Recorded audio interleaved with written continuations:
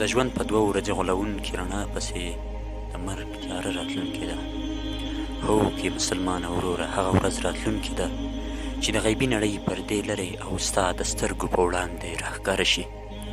ملک الموت له هیبتناکه څېرې سره ستا د روح اخیستلو لپاره حاضر شي. هو، د هغه لحظې په اړه هم فکر وکړه چې ستا سترګې د تل لپاره پټې شي. ستا نږدې خپلوان ستا بېروحه جسد په اوږو کړي، غسل درکړي او د هدیرې په لور دې یوسي. په هغه ورځ چې ته به په خپل وجود هیڅ اختیار ونه لري.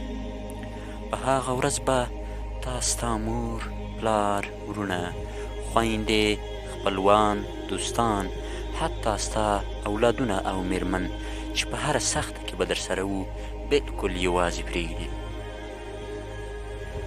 حتی ستا له جسد او قبر نه به په ویره کې وي. وروسته له هغې چې په تا خاورې واوړي، ټول به درته د رحمت او مغفرت دعا وکړي او یو یو به درنه روان شي.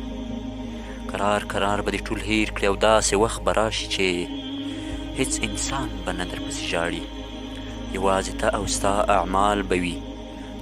د خپلو اعمالو مطابق یا خو به د اور لمبې وګورې، سختې، ګرمې او وحشتناکې، او یا به شنه او ښایسته باغونه، دایمي سکون، خوشحالي او بېشمېره نعمتونه.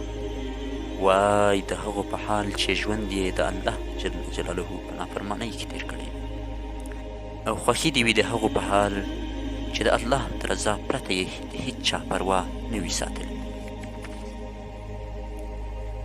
رښتیا په هغه ورځ به ته الله تعالی ته څه ځواب ورکوې چې ستا د وجود هر غړی ستا په خلاف ګواهي ورکړي. هره ګناه دې در په یاد کړل شي او له حیا او شرم نه اوبه شي. هو وروره او خورې، هغه ورځ راتلونکې ده. مرګ حتمي راتلونکی دی. مسلمان خورې او وروره، راویښ شه او د خیر په کارونو کې بیړه وکړه. آیا په ځان باور لرې چې تر سبا به ژوندی وې؟ نو بیړه وکړه. په بوډاوالي کې د توبې په تمه ځواني مه بربادوه. قرآن د قبر د تیارو او د آخرت د سختیو لپاره رڼا ده. لمونځ د هغو سختو وختونو او تنهایۍ ملګری دی. مه یې پرېږده تر څو تا هم یوازې پرېنږدي. صدقه ورکړه ولو که یوه خرما هم وي. خلکو سره نیک اخلاق او ښه تعامل کوه. که 100 کاله او حتی 1000 کاله په دنیا کې ژوند وکړې، بیا هم مرګ راتلونکی او انسان پناه کیدونکی دی. مسلمانه وروره، ستا د کلي ګاونډ ډېر مشران او سپین ږیري به دې له یاده نه وي وتلي چې وخت به دې ورسره مجلس او خبرې کولې، خو اوس هغه یو هم نشته. ټول له فاني دنیا تللي دي.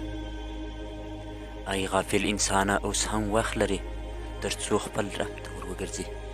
ستا او د الله جل جلاله ترمنځ دغه ستره فاصله یوازې او یوازې په یوې سجدې ختمه کړې.